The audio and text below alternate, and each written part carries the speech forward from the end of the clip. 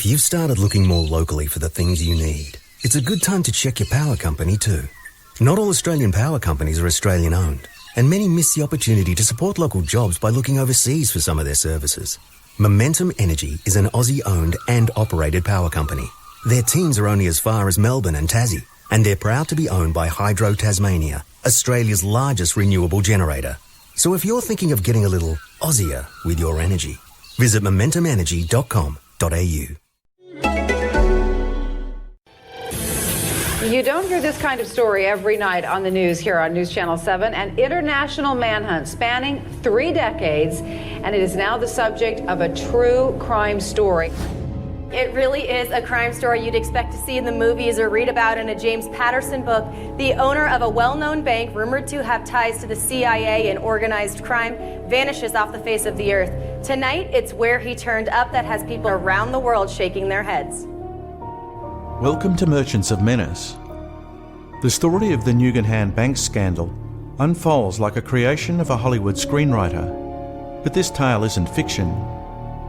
The main players in the story are American war hero Michael Hand and Australian lawyer Frank Nugen.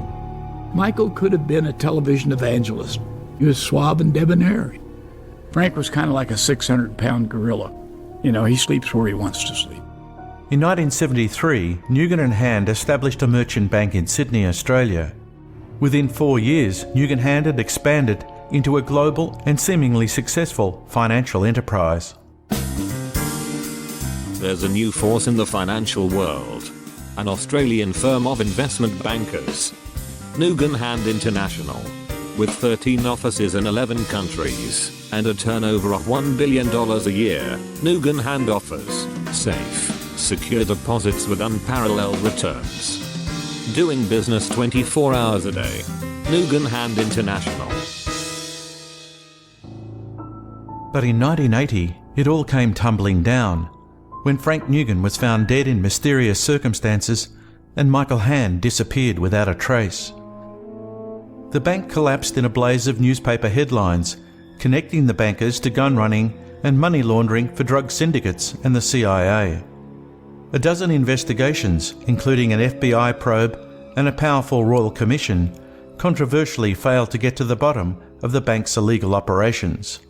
The Royal Commission was so dismissive of an American connection. Many people simply felt that it was a cover-up because it was in effect so superficial and so dismissive. In 2011, I began what became a 4-year reinvestigation into the Nugen Hand saga. Along the way, I was assisted by people involved in the original investigations. It is undoubted that Nugen Hand Bank was involved in drug trafficking. These were not your average bankers in what is not an average bank. I also tracked down a bank insider who provided new and startling insights into Nugen Hand's dealings with criminals and intelligence agencies. At one point, Nugen Hand became the conduit bank for the CIA. Throughout, I'll present evidence missed by the original investigations and go on the hunt for Michael Hand, one of the world's most elusive corporate fugitives. My view was that Michael Hand disappeared because he knew how to disappear. From 1980 to now, not a hide nor hair of Michael Hand has been seen around the world. He's not a ghost, surely, is it? Someone must know where he went.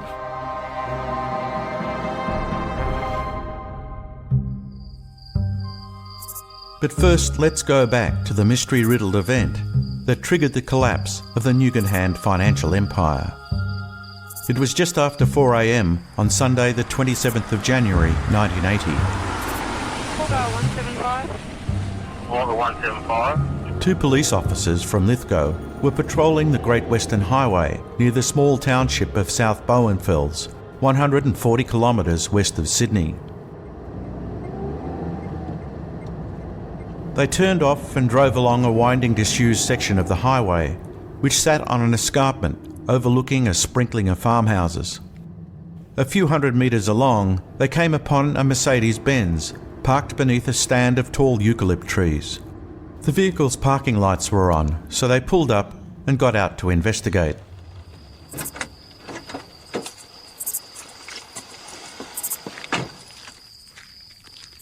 Detective Sergeant Bill McDonnell picks up the story. In 1980, I was the officer in charge of detectives at Orange. I received a telephone call at my home that there had been a shooting up a disused part of the old Great Western Highway. The police made a closer examination and found Frank Nugen sitting in the car with his hand on a rifle and a massive sign of violence there, and obviously he had been shot in the head. The patrolman assumed that Frank Nugen had taken his own life, but others were not so sure. It just wasn't a simple suicide. Not within a million miles of an ordinary suicide. That it was probably an execution was my immediate assumption. This was a very strange event for the senior executive of an international bank. There is usually a big story behind that sort of behaviour. Frank Nugen was 37 years old. At the time of his death, his American-born wife and their 2 young children were in Tennessee visiting her family. That afternoon, Frank's brother, Ken, travelled from Sydney to Lithgow to identify the body. Ken Nugen was very upset when he came to view the body. I could well understand. Brothers, I know they were pretty close. But I said, well, you have to go through the procedure. And he said, well, I can tell you something that only 1 or 2 of us in the world that know, is that Frank has a webbed left foot. I went in and had a look, and sure enough, his middle toes of his left foot were webbed. So I said to Ken Nugen, that's him, but that doesn't negate us having to go through the sorry procedure of you having to identify the body, which he did. He went in and said, yes, that is my brother, Frank Nugen. Looking down on his brother's body, Ken Nugen quipped, "Frank used to boast about being the richest man in Sydney. Look at him now." At first glance, there were a number of unusual aspects surrounding the death of the merchant banker. The location where he allegedly took his own life was a 2-hour drive from his waterfront home on Sydney Harbour. What took him to this location? And how did the police happen upon his car? In reflection, it's an odd place for the local PD to be patrolling, by the way, at that hour of the day. I did have concerns about it. I've had concerns from day one of this matter. Police Sergeant Cole Wedderburn was later brought in to assist the coroner. If someone told me that they saw the police officers down there at 4 a.m. in the morning at this area, I would have immediately concluded that someone had phoned the police station and said they just heard a shot, and they went out to investigate.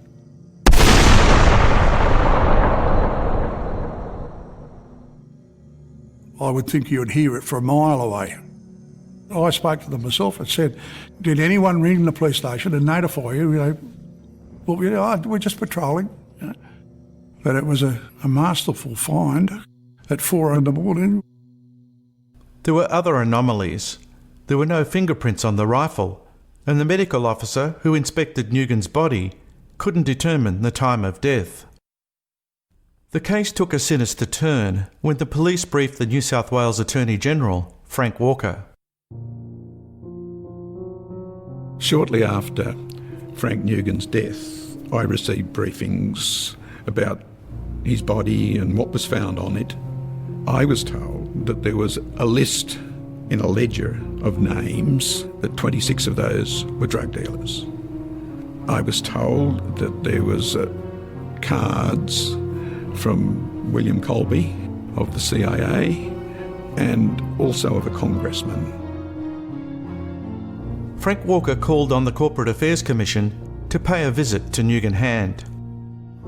Our first job was to go down to Nugen Hand and marshal all records. Forensic accountant Rick Porter and lawyer Jeff Nicholson were handed the assignment.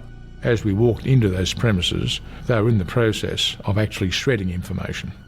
It ultimately came out that they'd burnt a shredding machine out, destroying records. If I had any doubts that something was seriously wrong, those doubts evaporated on day one. As well as shredding documents, staff moved boxes of the bank's records to secure locations across the city, including a cold storage facility. A refrigerated room full of animal carcasses was the last place anyone would think of looking for the entrails of a rapidly disappearing merchant bank. There was virtually nothing left in the bank, and at that stage I ordered an immediate investigation into the Nugen Hand Bank.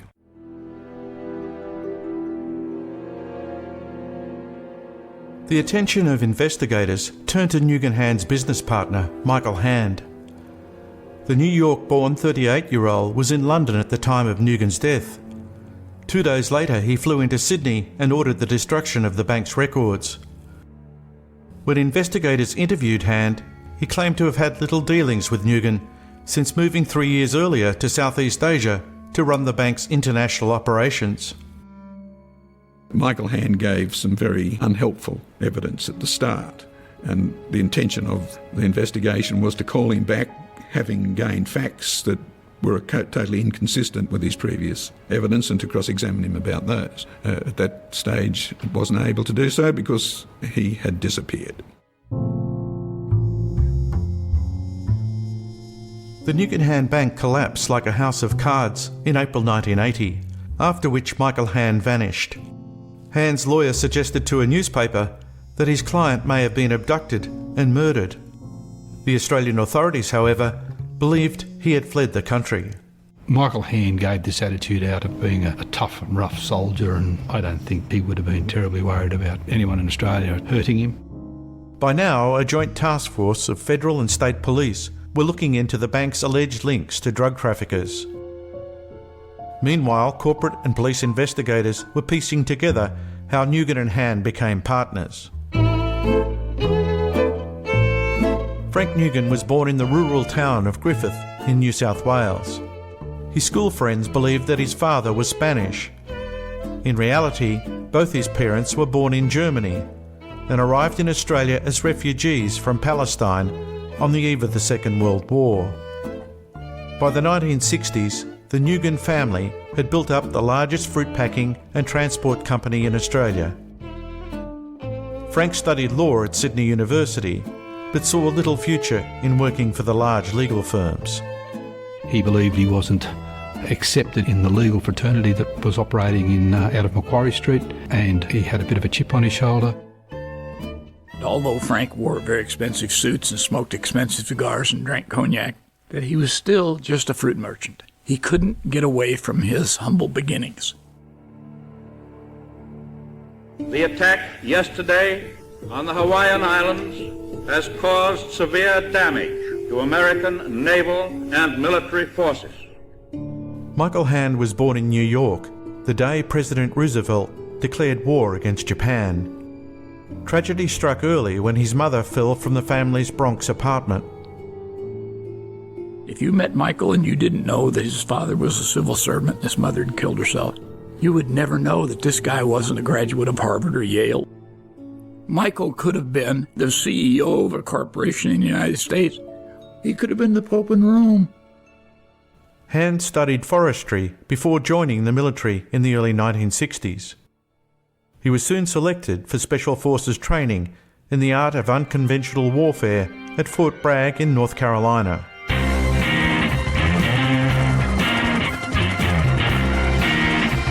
When you were selected for Special Forces training, you could pretty much look people in the eye and say, I'm one of the chosen few. We weren't Boy Scouts.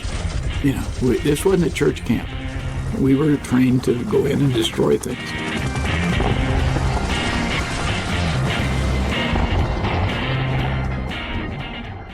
In February 1965, Hand and his Special Forces buddy, Doug Sapper, found themselves in the thick of the Vietnam War. Shortly after Michael's team arrived at Dong Xuai, they were involved in a major battle in Vietnam. One of the bloodiest battles of the Vietnam War still echoes in Dong Khai as relief troops continue to pour into town. Dong Xuai, Vietnam. It is near midnight when the communist Viet Cong attack.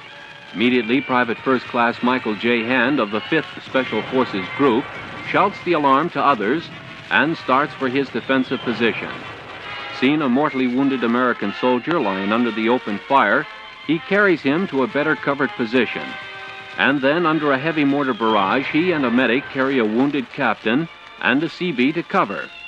Unable to find a radio to call for help, he joins another soldier in a mortar position until driven out by hostile fire. They were trying to capture Michael because he was out of bullets. One of the guys grabbed him, and Michael stabbed him and ripped the knife up through his sternum. And the guy hit the ground, and Michael put his foot on the guy's leg and grabbed his head and literally lifted up and separated his head from his body. But yeah, he tore the guy's head completely off his body. And everybody knew that Michael Hand, when push came to shove, could be seriously dangerous. Specialist Hand, can you recall some of your thoughts and fears during this battle? We were all waiting for dawn to come and doing a heck of a lot of praying during this period of time, and we were just praying for help and more ammunition during the battle. Thank you, Michael. We've been speaking with Specialist 4, Michael J. Hand, winner of the Distinguished Service Cross for valorous action in the face of the enemy.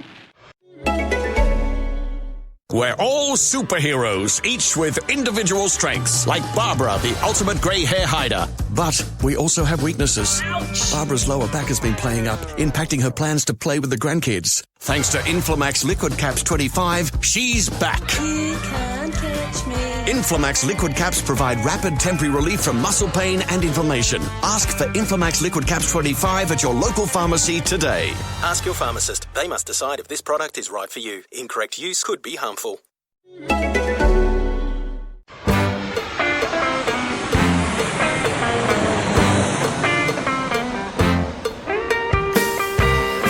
In late 1967, Michael Hand arrived in Sydney, Australia, which had just become the host to American servicemen on R&R.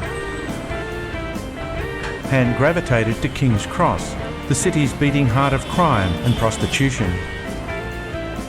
The owner of the Bourbon and Beefsteak restaurant and bar, Bernie Houghton, took Michael Hand under his wing. Bernie was a wily, connected Texan who'd run GI bars in Saigon during the Vietnam War. Bernie Houghton's one of the most mysterious characters, I guess, that you would meet in King's Cross in those days. He had a period of training in the military at the end of World War II. Interestingly, he then spent time in Southeast Asia for quite some years, and then came to Australia in the mid-60s and set up as a restaurateur. What was quite interesting, he set up his business effectively in the months before approval was given for US military resources to come to Australia on R&R from the Vietnam War, and you could be forgiven for suspecting that he knew something in advance and was taking advantage of it. With Bernie's blessing, Michael Hand used the Bourbon and Beefsteak as his base to sell land in the north of the state to visiting GIs. 18 months later, his old Special Forces buddy, Doug Sapper, flew into Sydney. We went down to King's Cross. Well, of course, everybody talked about King's Cross. And we had heard about the Bourbon and Beefsteak, where all the GIs went and everything, so we went down there. The next thing I knew, I ran into Michael, and I think probably at a quiet moment, I said, how the hell did he get to Australia? I just assumed that he had returned to New York. I found out that he married Helen, phenomenal woman, I mean, very strong personality, but he married her within just a little over a year arriving in Australia. Didn't take him long to fall under the spell, I guess you'd say. But you could tell that Michael was in survival mode, and he wasn't going to be satisfied with selling condos or houses down in this development. He was looking for something that had a future. Investigators learned that it was at the Bourbon and Beefsteak where Mike Hand and Frank Nugen first met. Joint Task Force Senior Investigator Clive Small. Bernie Houghton was certainly central to that meeting, as was an American named Duke Countess, who was in Australia at the time, who was a long-time gambler. Nugen and Hand became visitors to Houghton's restaurant, and it was that sort of association or network that led to Nugen and Hand becoming partners.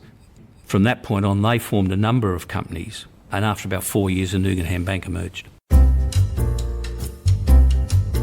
In 1973, Nugen and Hand set up office in Macquarie Street, Sydney. It was a prestige address. The Sydney Opera House was a few hundred metres away.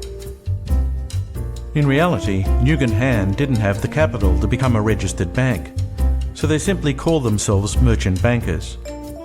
It wasn't a bank as such. It didn't have a licence. So it basically operated as a money market type operator. The staff didn't have any experience in that area at all. Gradually, they built up a customer base by offering tax avoidance advice, investment opportunities, and interest rates on deposits 2% higher than the competition. The first 18 months were chaotic, but they managed to set up a branch in Hong Kong and had plans to open another in Hawaii. But in early 1975, Nugen called his staff together and made a shock announcement. Michael Hand had resigned from the bank to go turkey farming. Corporate investigators would later uncover a stash of the bank's records and discover that Hand had moved to South Africa. They also found a batch of telexes that Hand had sent to Nugen, which suggested that he hadn't gone turkey farming at all. CAC investigator Rick Porter. We saw telexes coming back, which would suggest that he was looking at armament deals and trying to put deals together to move guns and ammunition to South Africa.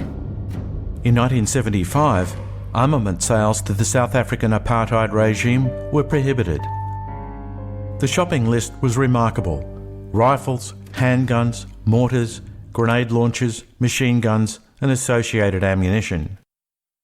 Bank staffers George Shaw and Bill Hands were assigned to procuring the weapons, either from Australia or overseas. When we examined George Shaw, he suggested to us that he had participated in talking to a gun dealer, he said, who was in Foveaux Street in regard to moving guns, mainly hand pistols, to South Africa via Singapore. So we decided we'd take a trip down to Foveaux Street and we come across a gun dealer. These deals were supposedly done in 75, and this is late 1980. And we went up and saw this funny office and saw this Mr. Loy and said, we're investigators on Nugen Hand, we're here to talk to you about their gun dealing. And with that, this bloke ruffled his desk, and he had papers on his desk from 6 years earlier that were dealt with the Nugen Hand approach to guns. The end of the investigation was that he'd even got an export licence to send second-hand guns over, but the quantities that he could provide weren't sufficient, and the deal was never consummated. But he still had the papers on his desk 6 years later. The investigators were unable to verify if any of the deals went ahead, but there were clues as to whom they were intended. Frank Nugen sent newly appointed bank executive Bill Hands to meet with Michael Hand in Rhodesia. He found Hand obsessed with weapons procurement, including a plan to set up a helicopter squadron in Rhodesia. They then travelled into nearby Angola, which was in the midst of a civil war. One of Angola's three warring factions was backed by the Soviet Union and Cuba, creating fear in South Africa and Rhodesia that communism would sweep south in their direction and topple their apartheid regimes.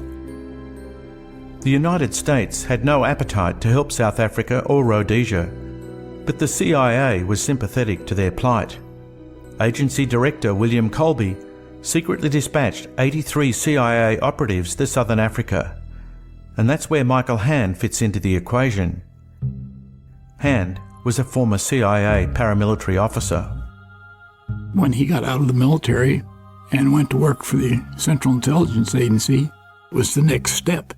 Michael was on a team assigned up to one of the remote camps in Laos. In Laos, Hand had trained hill tribesmen in the dark arts of modern warfare in the hope that they would be able to stop a Viet Cong insurgency into their country. Everything operational in Laos was controlled by the CIA, and Michael was a product of that environment. A decade later, Hand was allegedly back working for the CIA in Southern Africa, supplying weapons and his military expertise. CIA officers went in as advisors and trainers. They were called intelligence gatherers, but in fact they were preparing our allies for combat. John Stockwell ran the CIA's Angola operations. The total was about 1,500 tons of arms, 30,000 rifles and small rockets and mortars. Our funds and arms were going to 2 of the 3 Angola factions. The mission was so secret, neither the American public nor its elected representatives knew of it. In late 1975, when a US Senate committee learned of the operation, President Gerald Ford was forced to shut it down and sack CIA Chief William Colby. 3 years later, Colby would become legal advisor to the Nugen Hand Bank. Look, I do think the 1975 experience does tell us one thing, and that is that Hand himself was quite prepared to be involved in illegal activity and was quite prepared to use the bank to support or fund that activity.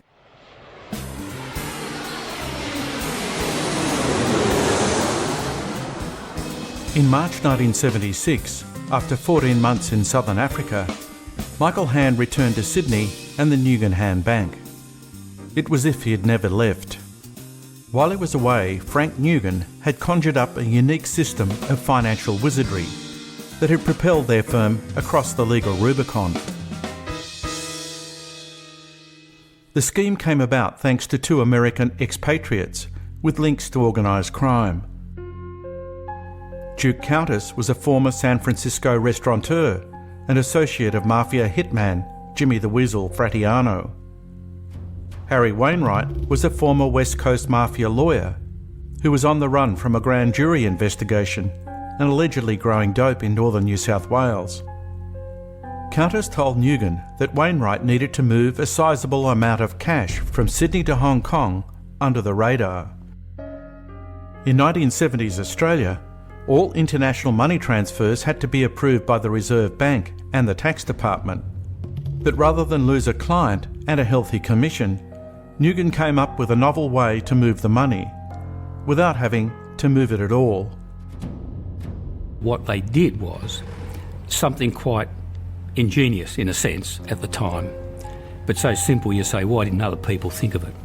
They never transferred money anywhere. Well, they offered a facility to be able to come into Macquarie Street and deposit $200,000 in cash. And then you would be able to go to the Hong Kong branch and take the money out. No questions asked. Against Reserve Bank regulations and highly illegal. I suppose you can use any euphemism you like about it. What they were doing was assisting the drug barons to transfer money from one country to another without the authorities, the law authorities, the police and other people knowing about it. Coming up in part 2 of Merchants of Menace. I said, you get on the phone and you call these rat shit bastards and you ask them what the fuck they did with that money. I had already planned on killing these 2 guys. I mean, this was not going to end well. Well, he told me and the others that were at the meeting that he'd been successful in arranging a contract with the CIA whereby the bank was to become its paymaster, if you like. Having got the help of the merchant banker, the next stage I hoped was to be able to infiltrate the Nugen Hand Bank by getting one of their employees to become an informant. This podcast is derived from the book Merchants of Menace, the true story of the Nugen Hand Bank scandal. Available at www.merchantsofmenace.net. Psst, don't you think now is a good time to sort out your home loan? But you barely have enough hours in the day. Would it be quicker if you found a new rate online?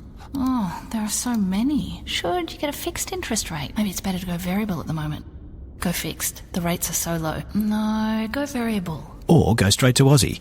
With access to more than 3,000 products from over 20 lenders, we'll save you time and effort finding you the right home loan for right now. Visit aussie.com.au. Aussie is a subsidiary of the Commonwealth Bank of Australia. Australian credit licence 246786.